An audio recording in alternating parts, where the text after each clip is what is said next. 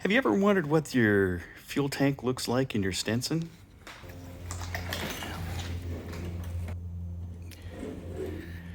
I found out. This channel is about working on aircraft and flying those airplanes. So come take a seat and let's go for a flight.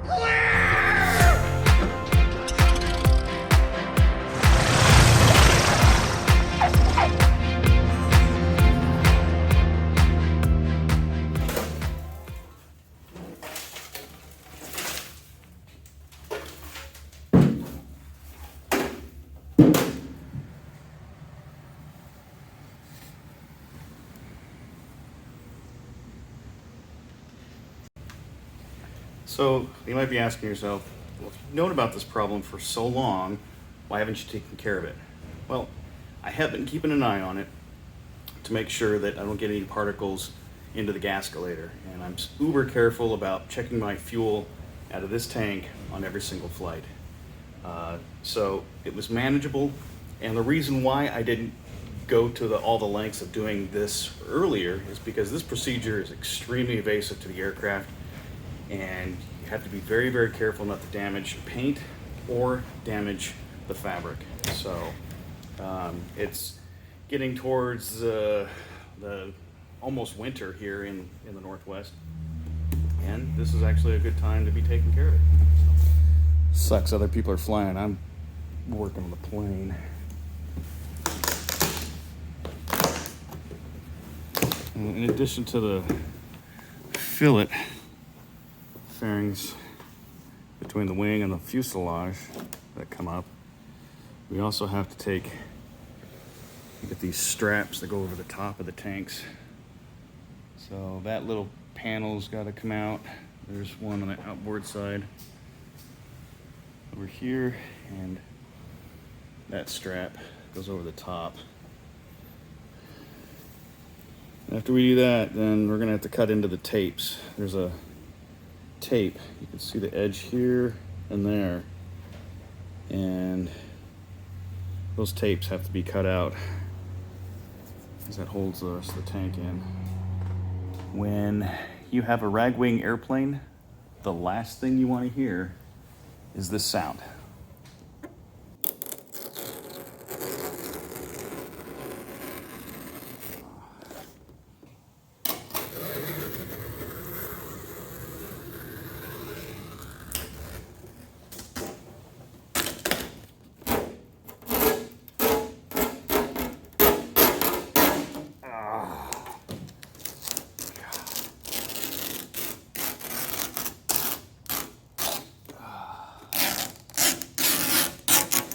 Sometimes you just gotta do what you gotta do.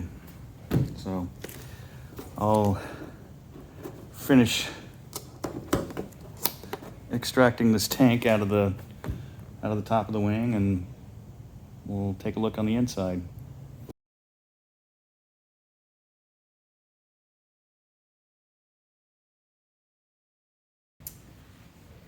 I don't know if I've ever mentioned the protection that I use on the doorways so that like the rivets and belt buckles and stuff don't scratch up the side of the airplane. Let's just go down to a fabric store and get some. This stuff I got has like this fuzzy backing on it so it stays in place, but it's thick enough. You just lay it down on the doorway and give me a photo. This is like those pads that they put on the fenders when they take your car into the shop, so when you're rubbing up against your airplane you don't scratch it. So you may not necessarily have to take your headliner apart, but for my application, I've got an ox tank, and I have to come in and I have to loosen up that fitting, and then this is the clamp for the fuel line that supplies the engine, and then it just kind of snakes its way down underneath the post, and then it will eventually make its way. It's that line right there, and it goes over, across, and then into the right-hand side of the fuel valve. Kind of a strange setup that the left tank goes into the right side of that valve. So if you have one of these one-off screws for a single panel, good little trick is to put the screw back in the panel, and just tape over it. That way you keep that screw with that panel. All the connections, the fuel line, bonding strap, fuel sending unit, and the straps going over the top. All the tapes are cut. Now it's the moment of truth.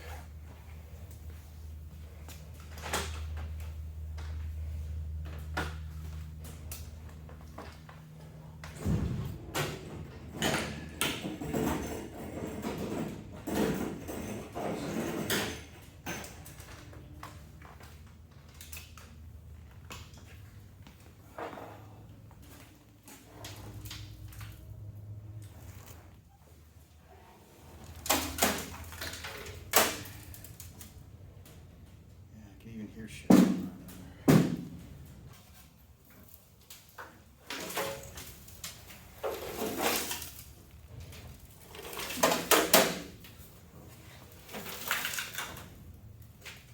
That's not good. So we're gonna do a pressure test of this new to me tank, and before I start swapping over my fittings and the cap and filler neck, I want to make sure that this tank is in good shape. So what I've done is attached a balloon onto the output nipple, and I've kind of sealed up that cap because I know it's leaking a little bit. So what we're going to do is take a Hansen valve, and we're going to put it right through the sump here, and then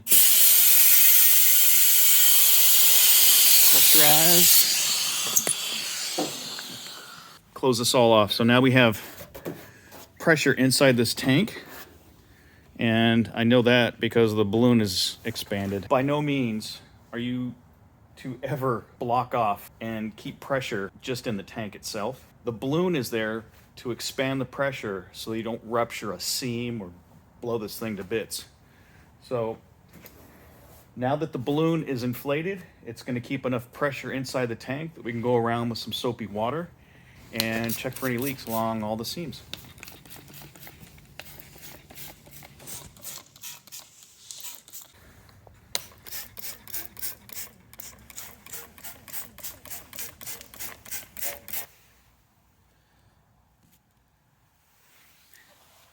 So that's kind of the thing we're looking for, is bubbles coming out from any of these seams. This valve, obviously I'm going to be changing. That's not the valve I'm going to be keeping on there. And then I also have to change over this elbow because mine has an aux tank. That's the line where the auxiliary tank comes in to refeed the left tank.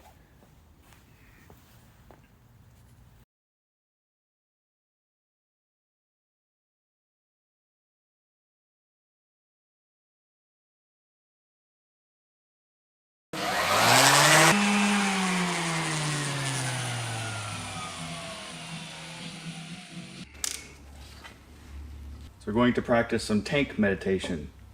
Om. All right, open limit.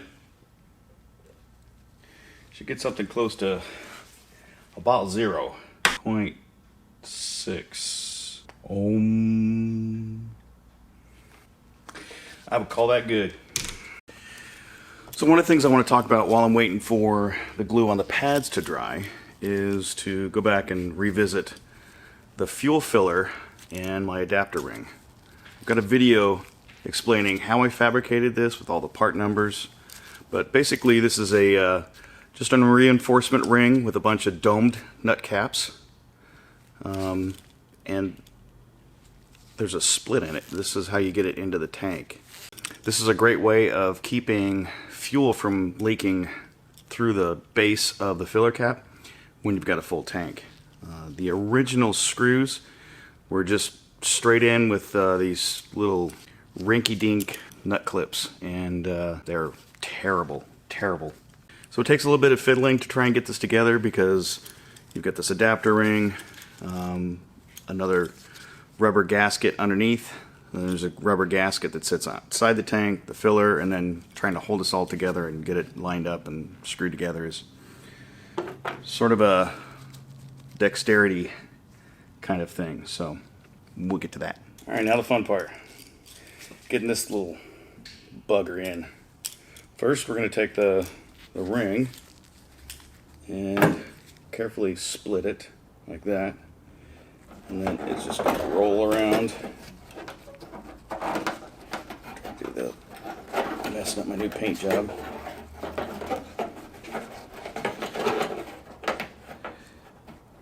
And if you have fabricobbled this correctly, it doesn't matter which direction it's clocked. However, the fuel cap does, because you have a left and right. The fun part about this is trying to hang on to that ring and stuff your seal in here. I'm going to line up one hole in the front. And we have a gasket on the outside. Now I have visually checked which direction is forward beforehand. From the dash 2s and earlier, cap has a vent off the top of the cap. The dash 3s are the only ones that are the exemption because they vent off the side. The way to check that the filler's clocked properly before you put it on is to install your cap and see which direction the vent tube is facing. So I did myself a favor by taking the fuel cap off. Even though I know there's no gas in this tank and it's been evaporated for a long time, I'm still using a regular screwdriver just because I want to keep in the habit of not using electric tools around fuel systems. So what we have here is a little ring retainer that slips on the inside. And this is always a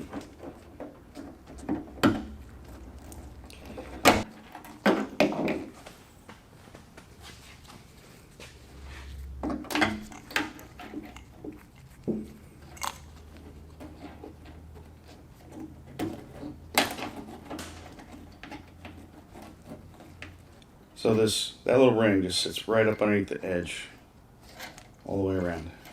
And if we were to look at the orientation for the other tank, you'll see that it's facing a different direction, so the way it's clocked is differently. Now that we're all set up again, I'm going to put a little air through the tank, and the way I protect the tank from exploding is by using that little rubber balloon right there.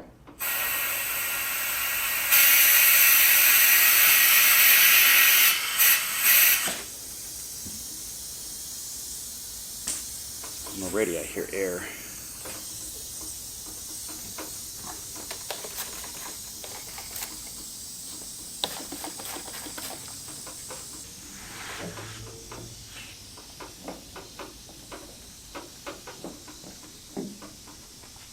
Good bubbles there.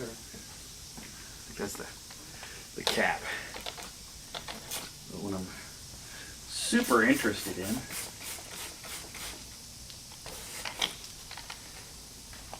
is this stuff.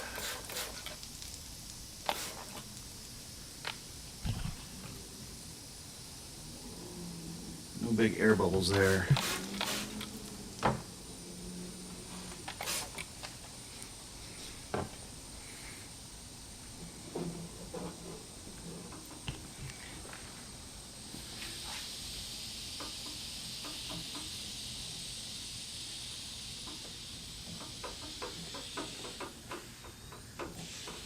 Sounds like it's coming from the cap. It's changing pitch.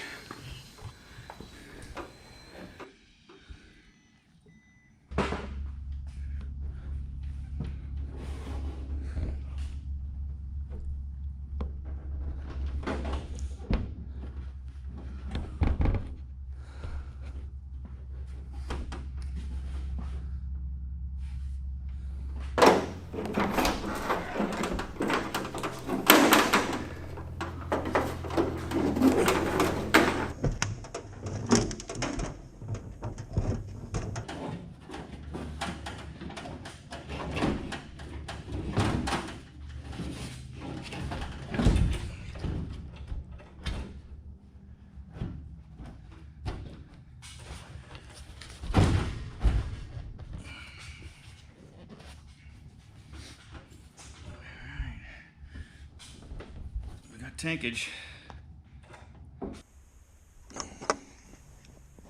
So one of these 30-60 wrenches really comes in handy for these tight spots.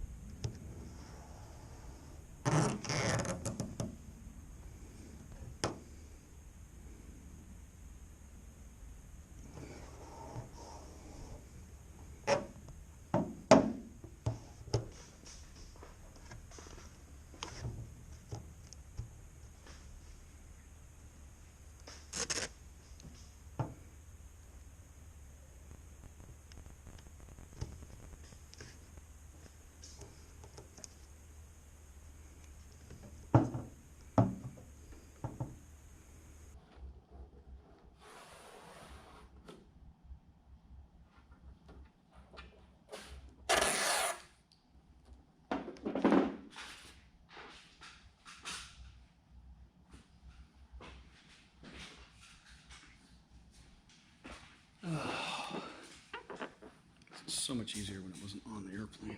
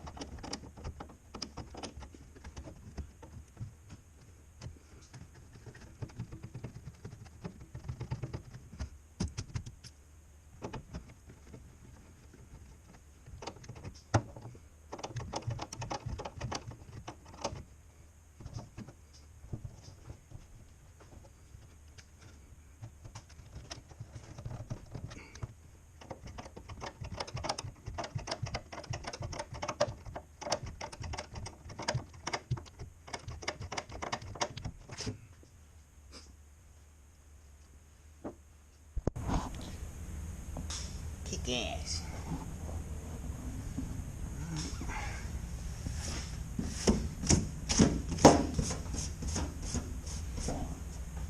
So structurally the tank is in. Now it's just a matter of going through and taping all around these gaps. Put the fillet seals back in, restore the interior. Yay! So, now the tank is installed physically. It's time to fill up all these gaps with our tapes. This is going to be the fun stuff. So, what I have here is a roll of 3-inch pre-pinked finishing tape. And I'm going to start laying these out and cutting them to length. I've also got, I built a little template here that has a continuous radius here and then a radius that's like twice the, I wasn't exactly sure the dimensions on this, so we just kind of did it by eye. So I think this is the same radius as the width, and this is twice that. So on some of these corners here, I like to finish the tape is kind of visually pleasing with the radius. So this one will end going this direction, and then I'll start the other one at 90 degrees, and I'll try to line up all the pinks so that they interlace with each other. It'll make that junction look a lot better as it kind of goes around the corner instead of like stopping at an abrupt edge. Also make it just a touch bit more aerodynamic. Yeah, wishful thinking.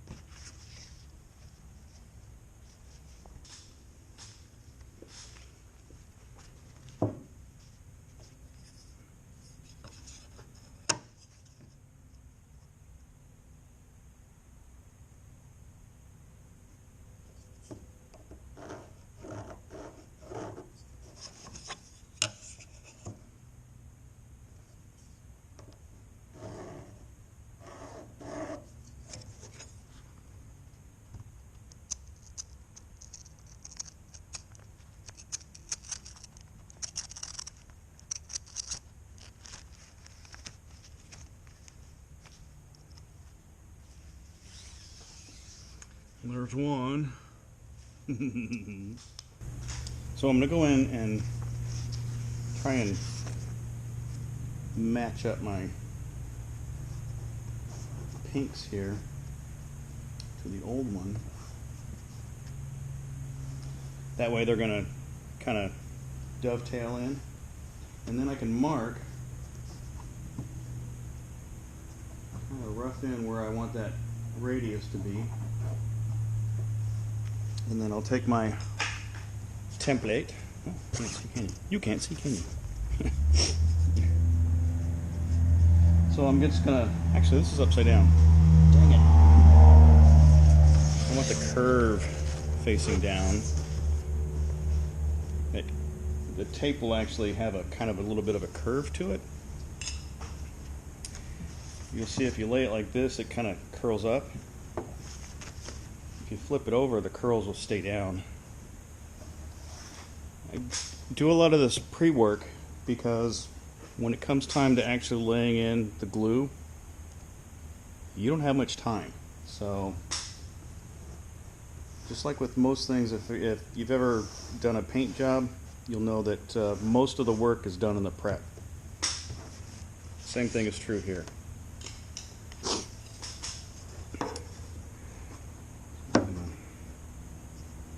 Do that right there on the curve as best I can. You know, some people live by these rotaries. I kind of deal with them. There are some better shears out there, but what I appreciate about these is you get really nice corners, especially if you're on bigger radiuses for doing doilies.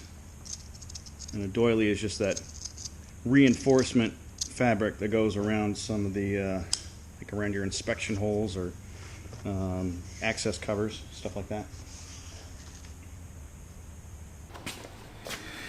So I do want to mention the fact that we are using some serious chemicals. So you're going to need a respirator and some good old methyl ethyl ketone. This stuff is nasty. But what I do is I put it in a little squeeze bottle, and then I have a rag available, and I'll show you how we're going to lay a bed of glue, put the tape in it, and then smooth it out with the rag and a little bit of MEK. So if you're going to use these really cheap brushes, expect to get some bristles out of it. Okay, so that's just one warning.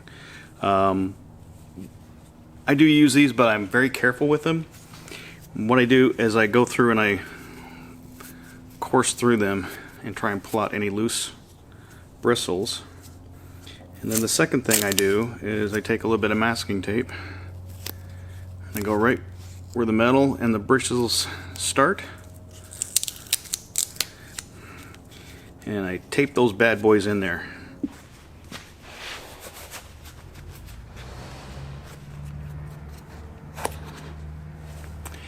Regular gloves aren't going to work here, so go get your dishwashers.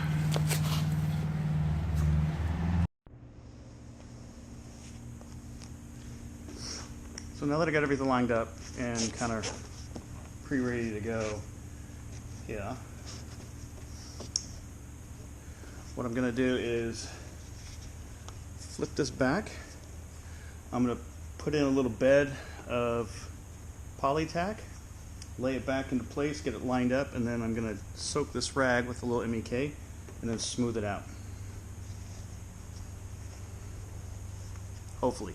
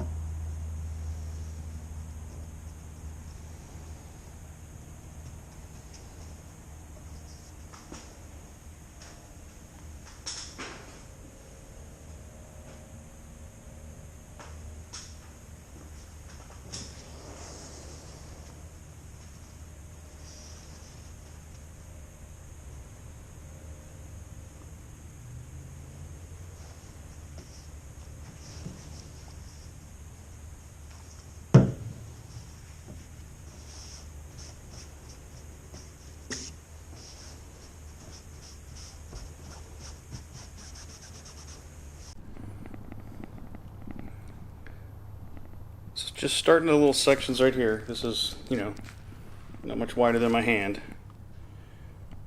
But you want to get these sections in first and let them dry. And then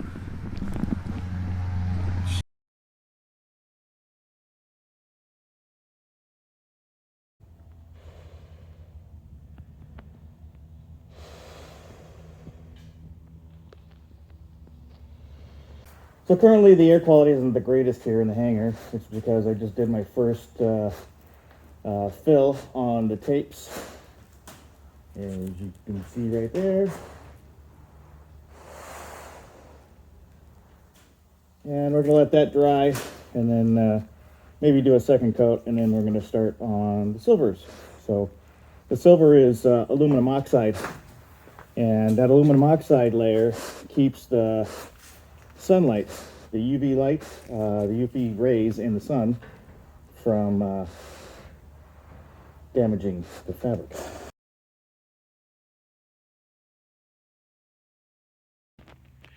Now that we've made the fill of all the fibers with polybrush, This is an opportunity, once everything's dried, to kind of go through and make sure all the tapes are nice and smooth. And if you have any ripples, or like you got some flyaways on the pinks on the edges, this is where we're going to take our handy iron, and this is actually a calibrated temperature.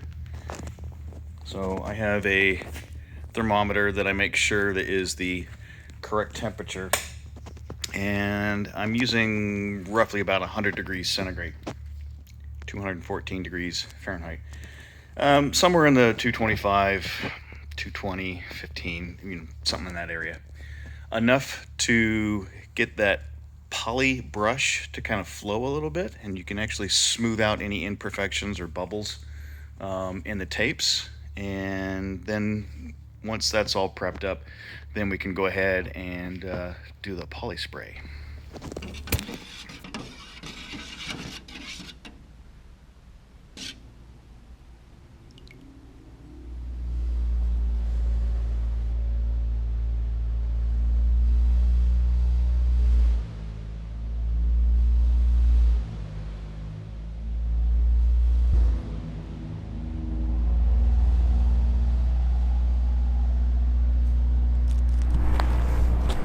Now, I'm not some rich and famous YouTuber asking you to like and subscribe to this channel. I'm an aviator asking you to like and subscribe to this channel, because that's the way YouTube works. If you don't click those buttons, YouTube doesn't know that you want to see more aviation content and won't show you more.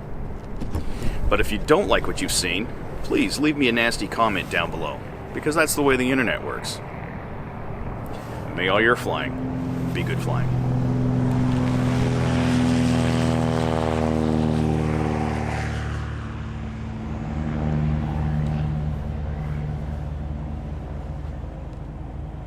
So if you were to block off all the ports on your tank and pressurize it without any relief of having an expansion, this is what's going to happen.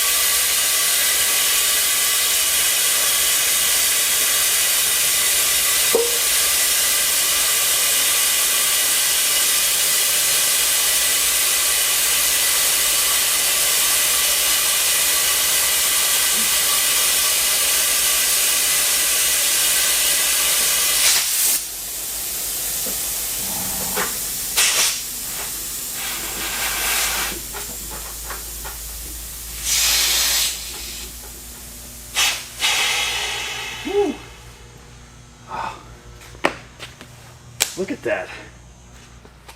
Oh, that was my circuit breaker going off. Oh my God, look at that.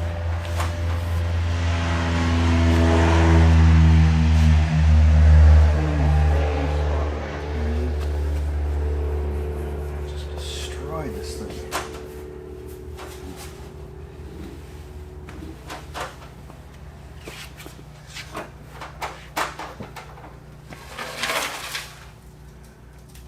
Be a little more dramatic than that, but look at that. Oof.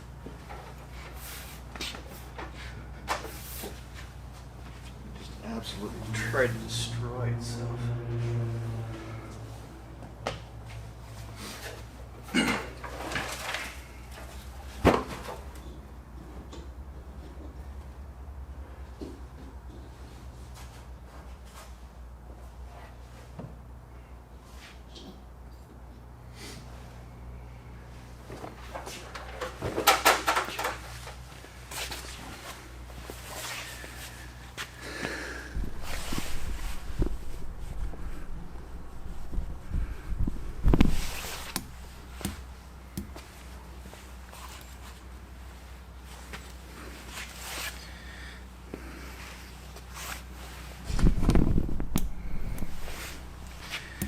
So be careful if you're going to pressure test your tank, and make sure you use a balloon or some way to expand the air and hold it in the tank, so that way you don't have that happen. Oh, it blew a rivet right out.